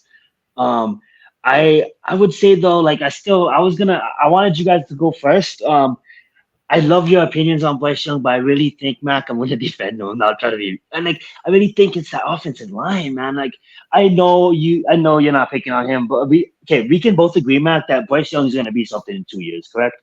That Carolina is gonna be something, because I just think that they're building it kind of like what the Giants did. They didn't really have an offensive line there, but I believe that the coaching staff is just too elite to fail, and they failed this year, so it sucks. But yeah, I'm gonna say you guys are not gonna agree on this, but I'm gonna say it anyway. I thought you guys was gonna take him, but now that I think about it, you guys might I might sound like a hypocrite after what I just said about Bryce Young. I'm gonna go with AR-15. I'm just absolutely disappointed in Anthony Richardson, and I know it might comes down to the coaching staff, but I mean, like 2 concussions in 3 games or 2 games. I mean, like that comes down to you gotta just recognize it. I'm not trying to talk bad about the guy, but you just gotta recognize it's the grown man league. Like you're gonna be real great. This kid's gonna be great, but you gotta just recognize you can't run the ball the same way that you can in college. And I'm not mad at him, but I'm just disappointed at the fact that we just seen him not that in and out, and this is just me personally a message to him, even though he's not gonna watch this. It's like we've seen a lot of great quarterbacks come in this league and come out so fast. And I just don't want that to be you, man. So just at the end of the day, like I get it, you want to get every inch, but sometimes the inch is not worth your health, man. And I just wish he comes back full, and we can see Anthony Richardson in a couple of years emerge like kind of like Trevor Lawrence did, you know. But it just sucks. That's who I'm probably gonna say. I think Adam has another one he said, but yeah, I'm gonna say Anthony Richardson. Well, I'm going to disagree Right, with I that. don't agree with you. You're right. I do not agree I'm with going to you. disagree with you there because I don't think he was disappointing at all. I think it was an unfortunate circumstance that happened to him with the injuries, not necessarily his bad play. The guy that I will say that is disappointing is Desmond Ridder. When you get benched in the middle of a year and you're supposed to be the starting quarterback and they drafted you, that's disappointing. So if anything, I would say he's disappointing. I would say Well, I was just saying in a point of there's you go look back at the tape, man. There's receivers open, but he chose to run the ball first, and that's the only thing I was concerned about. It's like still guy was still lightning when he the played. guy's a lightning. The guy's lightning, Adam. But at the end of the day, your lightning is availability. Where is he at? That's all I'm saying. When the guy's open, you throw the ball. You throw the ball. You don't. Like, that's all I'm saying. I want to sort of debate. That's all I I'm guess saying. I have to go back and say Bryce Young is disappointing because he missed a bunch of open guys all over the field last night. The almost interception had nothing to do with the offensive line. It was him being a bad pass. So I'm just saying, if we're going to go tit for tat for that, I'm saying when Anthony Richardson was in the game, he was balling and he was looking good, and everyone was talking about him, and he was the buzz coming in. If you want to talk about disappointing, Desmond Ridder has not lived up to the expectations in Atlanta. Absolutely, and it's much selfish because it's disappointing that we couldn't see Anthony Richardson for a season, and that's all it was. You know what I'm saying? And that's all it is. When he's in the game, he's shown that. Right. Yeah, I mean, this guy's gonna be good. I would say that's more unfortunate, not like disappointing. Like when I think disappointing, I'm like I look at Desmond Ridder, who had these expectations of. You have a team around you. You have an offensive line. You have Bijan Robinson. You have Drake London. You have Kyle Pitts. You have the best left Gordon in the football. And what have you done with it? And then remember that game where he threw 3 interceptions in less than 5 minutes in the fourth quarter? He just kept on giving them the ball back. So Desmond Ridder, absolutely. That's a definite. I feel you.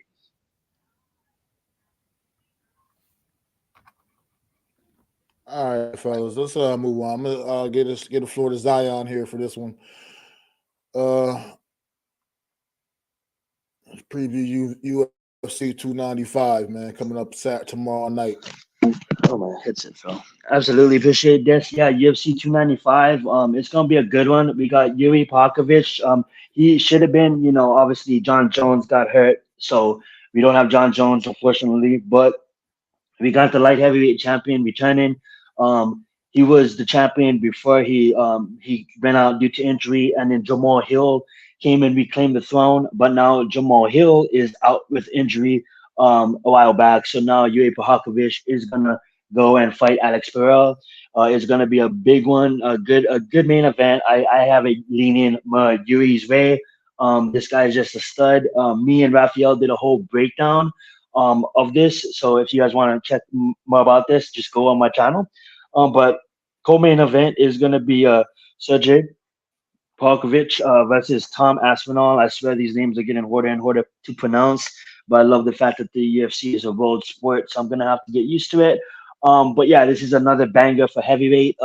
Obviously, everybody knew that the co-main event what used to be the main event, and basically John Jones was supposed to fight Stipe for the championship. John Jones got hurt, so they had to move the light heavyweight championship up to the main event, but we still get a banger at the heavyweight with 2 up-and-comers. Sergey coming in at 18-1 versus Tom coming in at 13-3. That's going to be a banger. One guy that I do want to point out that you guys should watch if you guys are watching this event is going to be ready. Did he cancel his fight too? I'm trying to look for him, but they might have moved him. But, I know Mac is yeah, I think they moved him. But that being said, I know Mac is an avid fan as well. Do you have any thoughts about Sergey as a Towns fight or Yuri versus Alex? I know we're all disappointed of John Jones getting hurt. I mean, look, the luster's gone, like you said, without Bones Jones being out there, man. But I'm just looking for a good, another good event. UFC's been putting on some bangers lately, man, especially the last few Pay-per-views have been excellent. Just look for them to continue the trend, man. That's all, man. I don't really have much. Want to break down the Absolutely. rest I of the did make fights? You can. I'm sorry to interrupt, but I did make a kind of a bold prediction. UFC 300 is coming back. I know Conor McGregor's eyeing it. Conor McGregor wants to fight on it. UFC 300, I mean, is not coming back. It's going to be the first time to do it. But the 300th event of pay-per-view is going to be coming up, and I do have a prediction that it's probably going to be at the Las Vegas Sphere, MGM Sphere that just got created. I know you two been playing it. Bruno, I believe, he's a part of that band, one of the greatest bands of the last, who knows how long they've been doing it, but they're good. With that being said, I do have a prediction that UFC 300 is going to be the first sporting event to sell out and maybe do it at the Las Vegas Fair. So we'll see how that is. I know it's coming near that time that Adam's gonna, break it down. So I'm gonna give the hosting duties back to Matt, and thank you for giving me this opportunity to talk about the UFC. Yeah, most definitely. Thank you, Zion, for that.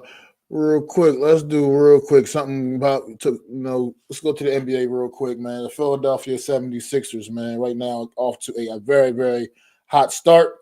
Think these guys can continue that trend going forward this season, and how do you think they're looking like without James Harden? Well, they're always looking good without James Harden, but I need to test their mental fortitude at the end of the year. The regular season in the NBA is good, but it doesn't always mean you're going to be the winner unless you're like Golden State, right? And you have that dominant team. So Boston's still doing here. They're still playing well. They're 5-2. They're off to a good start as well.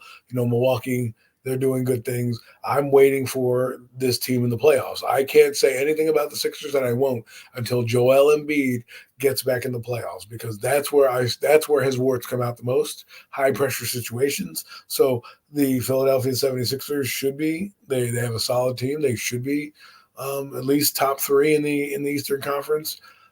And if they do end up, going deep in the playoffs, it will come down to whether or not they have the men. Because they didn't. It's not like they were bad. It's not like they couldn't hang with Milwaukee and some of these teams in the playoffs. It's just they didn't show up. They just didn't show up in like the critical games. And Harden not being there is going to see what Harden does. What people don't realize is he's an ISO player, so he hogs the ball.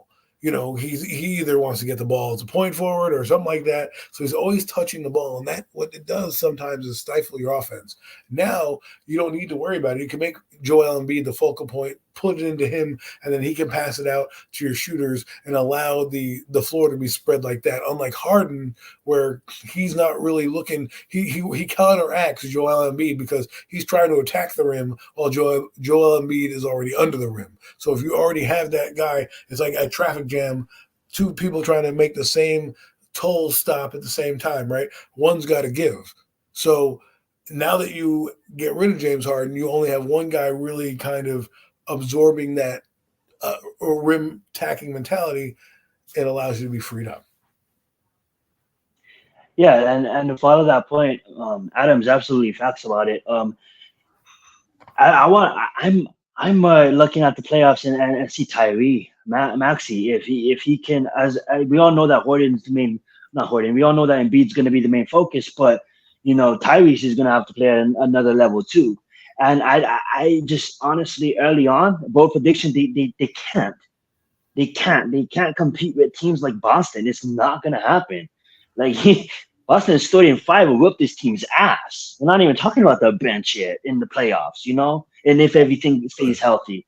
And then if you look at Milwaukee too, Milwaukee has a powerhouse. So like they're at 3. I have them at 3. But it all comes down to the playoffs. And I see, honestly, I'm not trying to be rude or anything, but I see, as much as I love seeing Embiid play, I see Embiid and Maxey, and until a third comes out and really makes a stamp on this team, I see them failing against a power that is the Bostons of the world and that is the Milwaukees. You know what I'm saying? Right now, if a gun was to my head, I honestly, I know the nation is wanting Damon to win his title, but a gun to my head is Boston versus the Nuggets right now.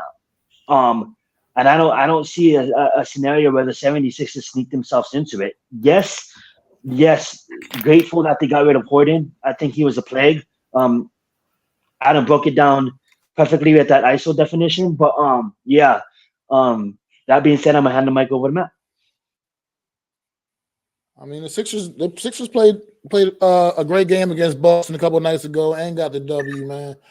They I did. just think Absolutely. I think this team when you get rid of the stink of a guy like James Harden, not obviously for his talent, obviously we know what his talent is, but just the aura, you know what I mean, that what he does to a locker room.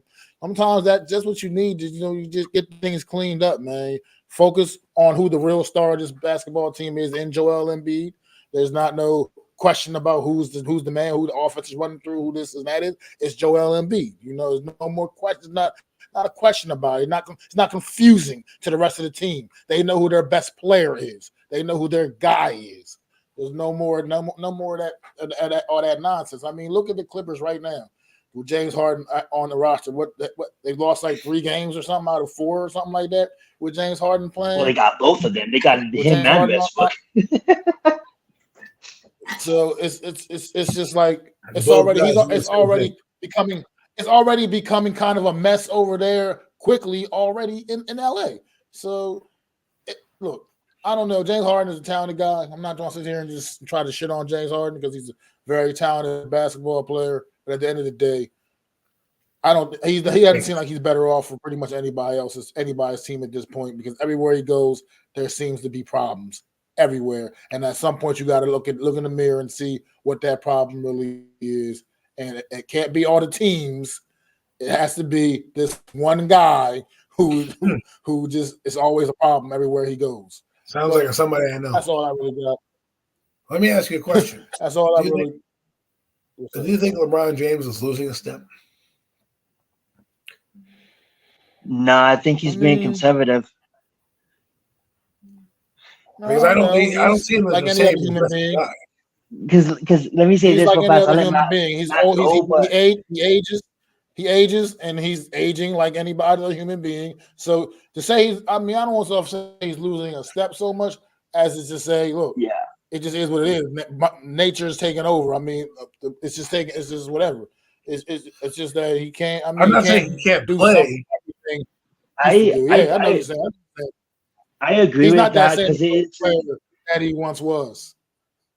He's definitely not the same player he once was. We can all agree on that. But I just think the Lakers are doing it smartly.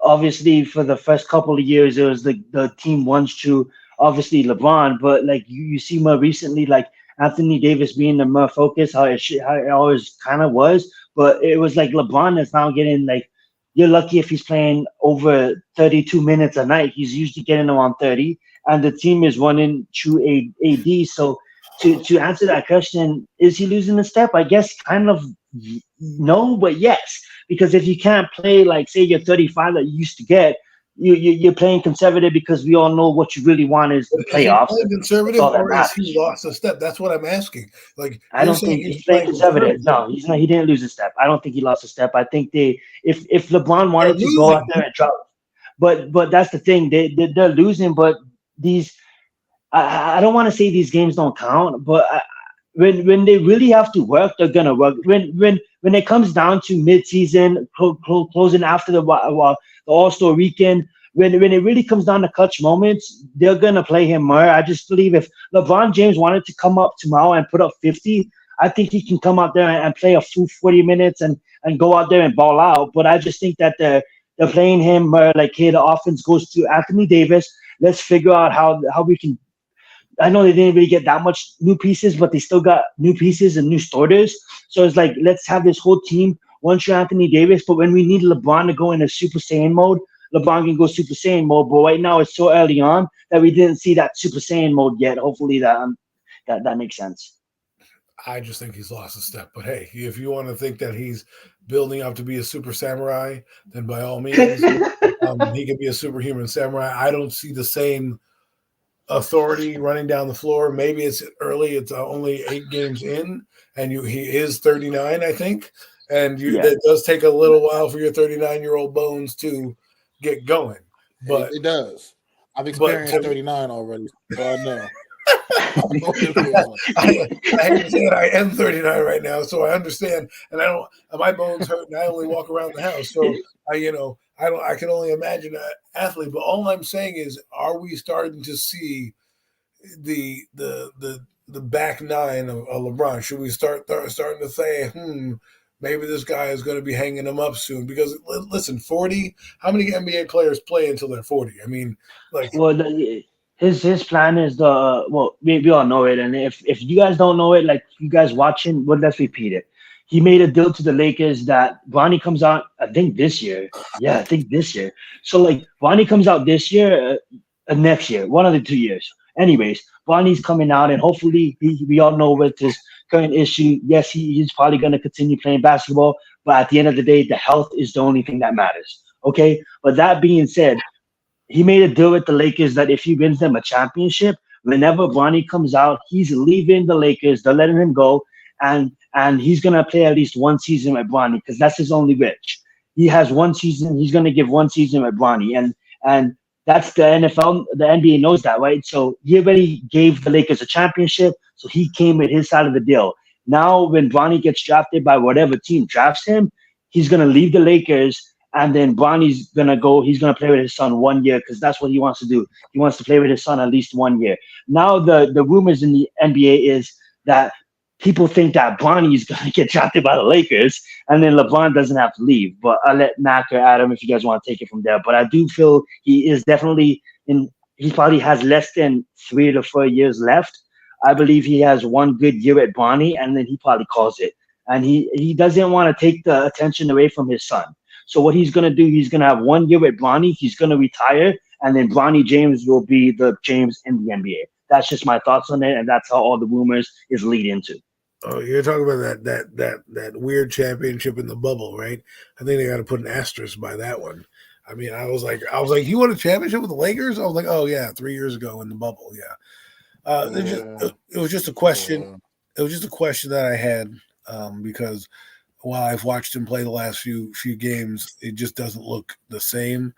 And while you're right, maybe you're right, he wants to play with his son, which, not many people get to do that.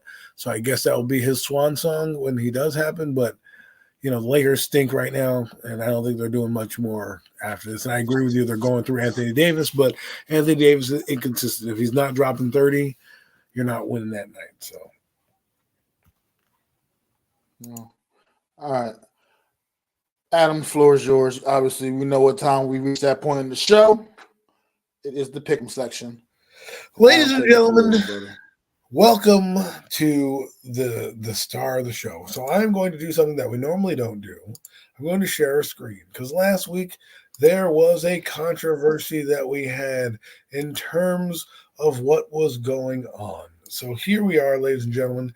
If you can see that, I don't know how it looks on your screen, so I'm going to make it big for me. But if you look at it right here, we got win-loss, color-coded, everything going down. Let me show you how it works just so you guys can see how much fun we are really having right now. So if I were to go at like so, and let's say, let me just copy this cell for you. I'll copy it over here and put it right there. If a person loses, we can say loss. So next week, what we're going to do, since I already started it, is we're going to do the win-loss on screen for you so you can count along with us. But since I had some downtime, I thought I'd create this lovely document so it's easier to follow and there's no more recounts necessarily needed for last week's picks. With that being said, let's go down the list, shall we? I already have did I get week 9 up? I'll get week 9 up right now for the NFL season for you guys. And away we shall go. Hope the guys like the new layout. I made it for them, mostly for Zion because he was trolling me. I love this layout. Great job. Sometimes you gotta things get pointed out, and you're like, maybe I did make a fuck up. I still won, but maybe I did make a fuck up. So I wanted to make sure that I didn't fuck up. So let's get back to those picks. I'm going to keep sharing this tab here. Let's go. I hope you see my screen. So we're going to go to the top of the picks right now. Can you still see my screen? Your screen looks absolutely perfectly fine. Okay, great. So the first game on the docket, obviously, we don't pick the Thursday night game, is Dolphins, Kansas City. Mac with the win here. He's got KC. Zion, you with the loss. He picked the Dolphins. Boo. And Adam Ooh, wins again with the KC in the back. I'm sorry I've already revealed the totals for you, but it's okay. that's fine. Didn't even It's look all at right. it. Vikes, Falcons. Mac had the Vikes. Zion picked Atlanta, off to a terrible start. I picked Atlanta too. I should never listen to you, Zion. I blame you for my loss on that one. Then we have Seahawks, where I picked the Seahawks and I lost.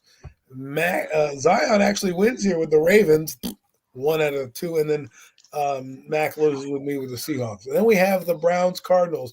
Everybody picked the Browns. I don't even need to worry about. Oh no, he didn't. Zion lost again by picking You the baited Cardinals. me into that pick. Just Huh? want to point that out. No, What? no. I said you baited me into that pick. I thought the Cardinals were somewhat Oh, gonna put it out please! with a Don't keep with that crap. fifth string quarterback. I didn't force you to drink the water. No, Okay, you you went didn't. I down was that just joking. stream yourself. Okay. Anyways, on to the Browns. Next one was Rams, Packers. I picked the Rams. I was dumb.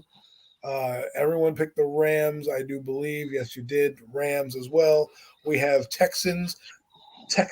You picked the Texans. What the hell's going on, Zion? Zion picked the I thought the Buccaneers. Bucks is gonna do And it. I also listened to Zion again, and I picked the Buccaneers. It must have been a compelling argument. But here's where I've come back in some of the wins. I picked the Commanders. You picked the Pats. Mac picked the Pats. I feel good about that one. Bears, Saints. Let's see who we got here. Everyone picked the Saints, I do believe. Yes, you did too. I did as well. Here we go, back-to-back wins. Panthers, unfortunately, I picked them. That was my upset of the week. Everybody else picked the Colts. I was really dumb on that one. Here's where we really had a problem. Mac picked the Giants. Zion also picked the Giants. And, of course, I came in picking the Raiders. That wasn't too hard. Eagles, I picked that game. Let's see. Eagles, you picked as well. This is where Mac differed. He had 3 straight losses. Poor Mac. Giants, Cowboys both lost. And, of course, the Buffalo Bills. They stink as well. So that leaves us with the I didn't pick the Bills either. I picked the Bengals, as did Zion. And then I picked the Bengals as well. And then the Chargers. And Mac, I do think you picked the Chargers. Chargers. That leaves us with, if we want to count them together, 1, 2, 3, 4, 5, 6, 7 wins for Mac. 1, 2, 3, 4, 5, 6 for Zion, and 1, 2, 3, 4, 5, 6, 7, 8 for me. So that makes me the winner this week. 2 weeks in a row. You guys have got to get your shit together, and we will now go and eliminate this, and we will bring this here. And this is what you do. You delete the column, and what you do, you take the column here, and you just move this over here. Bang, bada, boom, boom. Okay? Great job. Let's get it. And what we're going to do here is we're just going to put the word picks as we go. That way we have the reference point of what we need. So getting back to it, we can close out LeBron James because I don't want to talk about that bum anymore. Oh, sorry. Did I mention that? Did I say that out loud? Did I say that out loud? I'm sorry. Okay, so with that being said, let me move this over here. Sorry, folks. As I get to week 9, I know it's kind of clunky. So I'm talking a lot because I'm trying to get through the clunkiness. And we are back. Here we go. Please don't. Thank you. Good. You listened to me this time. Fucking shit always fucking gets me. Okay, Sunday morning. Here we go. Colts and Patriots over in Frankfurt, Germany. Hopefully you'll have your coffee. I mean, I don't know if Zion's going to be up. He might be snoozing through this one because he's on the West Coast time, but I will be up, ready to go, full throat, watching the Colts. Mac, who do you got? I got the Colts. Just the Patriots, they're terrible. Man, you got the Colts. Okay, so Mac, week 10 is the Colts. I agree. You agree? That's it. Enough said. The Patriots are terrible. You picking the Colts as well. Sorry, let me get this color coordinated. And don't worry, folks, I'll be doing a lot of the admin work after, so it won't be so weird as we go through. Okay, Colts. I have the Colts as well. Next game is the Browns. Zion, I'll start with you. Great game, by the way. Browns against who? Browns against the Ravens. Sorry. Who are they going against? Oh. Browns against the Ravens.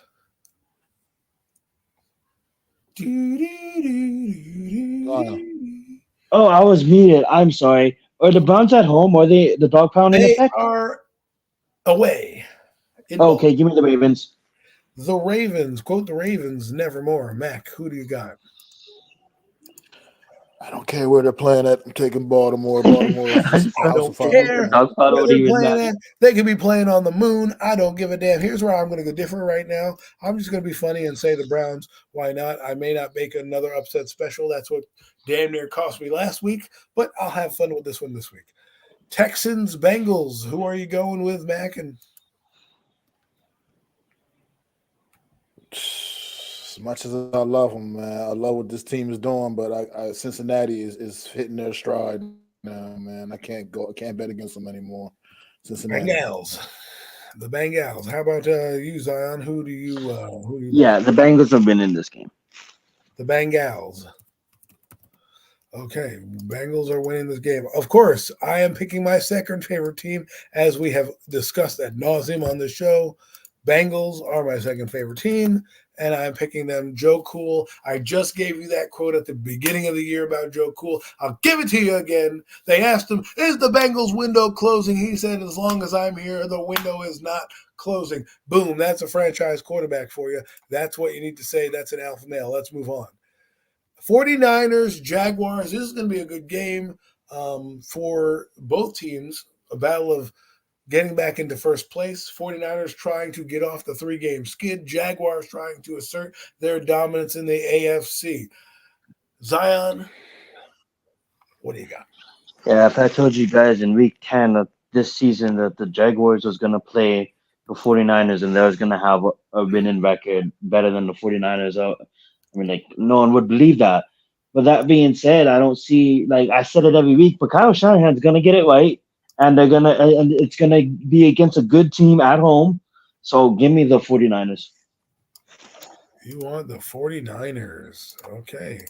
I can do that. It's nice and easy. 49ers. There we go. Who do you want there, Mac? You mean the Niners as well, man. Ooh, this team is too damn good to lose four games straight. Well, I'm going to go on a limb here. And they're getting Debo back in the lineup. Debo's back. Debo! Well, I'm going to go against all of you again just because I like to be different. And I'm going to go with the Jaguars asserting their dominance as one of the top teams in the AFC. Boom. Take that to the bank. Next game, a battle of wild card teams at the moment. You have technically the Saints are leading the South, but the Saints versus the Vikings. Good game. Both teams are 5-4, both looking to keep pace in both the playoff race and the division race. Who do you guys got? I'll start with you, Mac. I like Minnesota here. They're finding ways to win. I like Minnesota. I like what they're doing lately. Likes what they're doing. Great. Terrific. Zion. We never had a tie yet this season. So give me a tie, and if it's not a tie, then I'll take the loss. Okay, well, he said a tie, and this game I don't think is going to be a tie, but good luck anyways. Here's where I'm going to go. As much as I love the Joshua Dobbs story, I think he's a defense that is, quite frankly, a little bit better than theirs and just has a little bit more offense. I'm going to say that the Saints squeak out a win here. I will not say a tie because I hate ties, and ties ruin everything. Ties. Whoever thought of ties in a competitive sport should have been, taken out into the woodshed and said, listen, get rid of that guy. Who is that guy? Ties. What's wrong with you? Sudden death. Exactly. It should be sudden death. The game should not end in a tie. What's the point of keeping score if you could just end in a tie? Give me a break.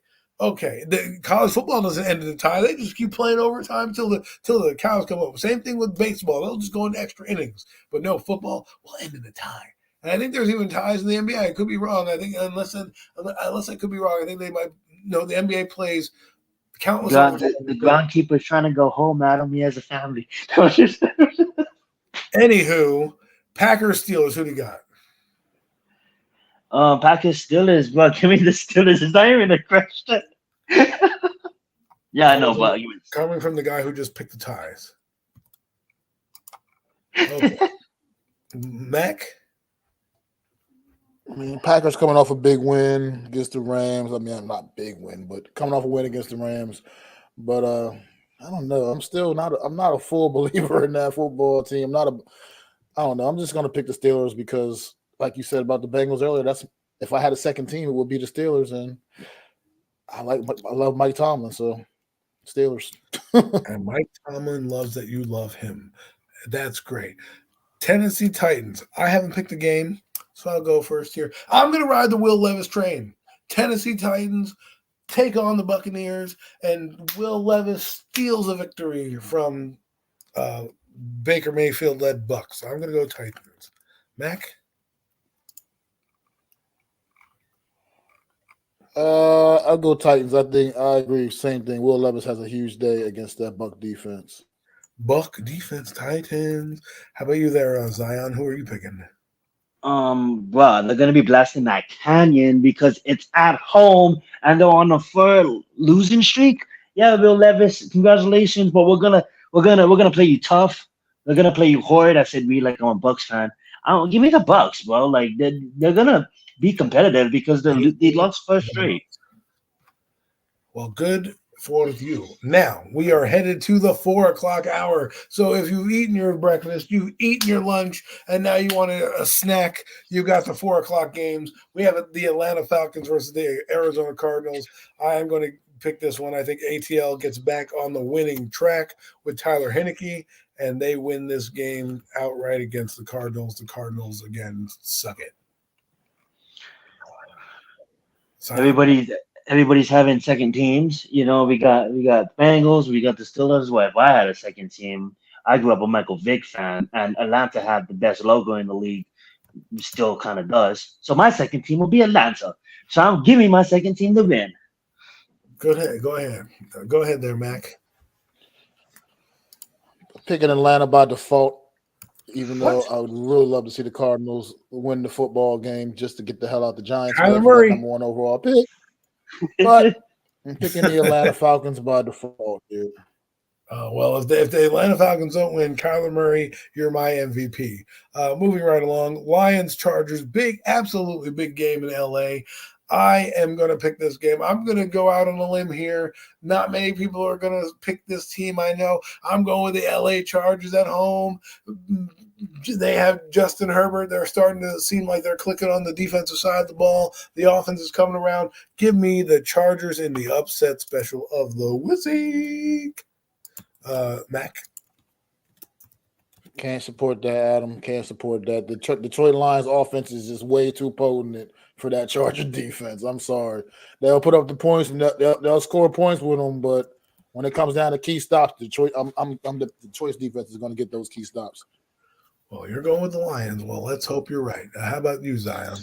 I love Mac's point, but I'm leaning more towards Adam. They played the Bears. They played the Jets. I think it got them early to now play the Lions. And yes, the Lions offense is way better than the Bears and the Jets. But guess what? The Bears and the Jets defense is way better than the Lions in my mind. Maybe not the Bears. I don't want to talk out of place. But they play competitive, and that's what I'm trying to say. Not way better. Not way better. Don't want to talk out of place. Not way better, but I would say slightly better. Lions defense is good defense, but I'm just gonna cut it short here, and I'm leaning much towards Justin Herbert. I think they're getting momentum at the right time.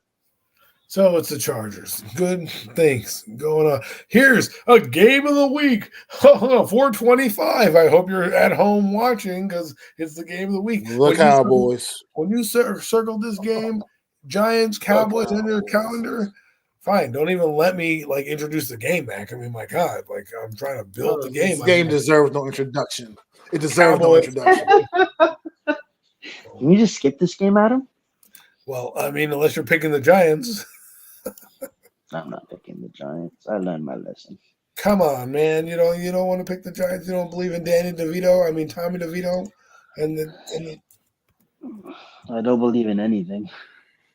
Look at these. I believe in Andrew They Thomas. won't even let me get the fun little anecdotes out there. Just the Cowboys, Cowboys, Cowboys. The next 425 game is the Commanders Seahawks. Fun What up, game. Dylan? I'm going to go with the Seahawks here. I think they get off the schneid, even though I hope Sam Howell plays a good game. I just think this is going to be one of those games where Seattle comes back. Mac?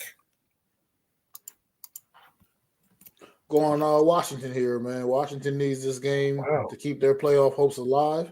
Keep them, and I think I like what Sam Howell's doing, and I want to see him go out there and get that big win in a hostile environment. Zion? I have to agree with Mac there. I know they're going to be playing with the 12s, but I just believe that Washington is going to be playing them tough, and they're going to come out there and sneak the victory away from Seattle. So give me Washington. And here we go. Sunday Night Football. I can't believe the Jets and Raiders both have 4 wins, but they do. And at one point, one of these teams is going to leave with 5 wins. I am going to go with the Raiders. The Jets offense is absolutely god awful. Zach Wilson is worse than a turd. I'm going to go with the Raiders. How about you there, Zion? Yeah, I mean, like I love absolutely what Antonio Pierce did. Obviously, not really because it's against our team. But at the end of the day, he came out there, he got his win. Okay, yay. Now you're gonna play against a really good defense that is gonna stop you. So give me the Jets here. Wow. Okay, well, go ahead, Jets. Mac? Yeah, the Jets are very inept on offense, obviously offensively inept, but I agree with Zion with the defensively, man. They're gonna get after Aiden O'Connell, something the New York Giants failed to do a week ago, and it's gonna have all the impact in this game. It's gonna just change the whole dynamic of this football game, and I like the Jets also. Defense is gonna wreck the game. And last but not least, the Buffalo Bills against the Denver Broncos. I'm going with the Buffalo Bills, getting off their 2-game losing streak to get back in the win column. Denver is still reeling. I know that Denver, wants to be in the top. We need Denver to win to stay out of the top pick, but they have 3 wins. And I'm sure they're going to get a couple more as we go, but I'm picking the Bills. Zion? Give me the Denver Broncos to upset here. Reason being is like a lot of people like I get it, but Russell Wilson's playing good football right now, okay? And I just believe if you look at the stats, like Patrick Surtain is probably the best quarterback in football this year alone. I get it, we all love Sauce Gardner, but this year, Patrick Surtain is holding it down. That being said, though, defensively, Denver's gonna show up. They're gonna confuse Josh Allen. They're gonna get stops when it really matters. Buffalo will hold on to the league majority of this game. Russell Wilson's gonna steal it in the fourth quarter, and they're gonna go to fly back to Denver with game-winning field goal. Give me the Denver Broncos. Well, that's a nice long soliloquy to get us to Denver Broncos. How about you there, Mac? Yeah, who do you got? It's not gonna take me very long at all to get to Buffalo. All right, sorry, Denver sucks. Buffalo's had their struggles, but Denver absolutely stinks. And with that being said, that ends our picks for Week 10 this week. Hope you enjoyed it. Sorry the anecdotes weren't as fun this week. Some people interrupted me, but that's okay. We'll get there. We got there. We made it through. And no, I'm just everybody wants to leave. I get it. And thank you, folks, for letting me have the floor. Appreciate it. Dale, does Washington secondary have an answer for JSN, DK, and Lockett, though?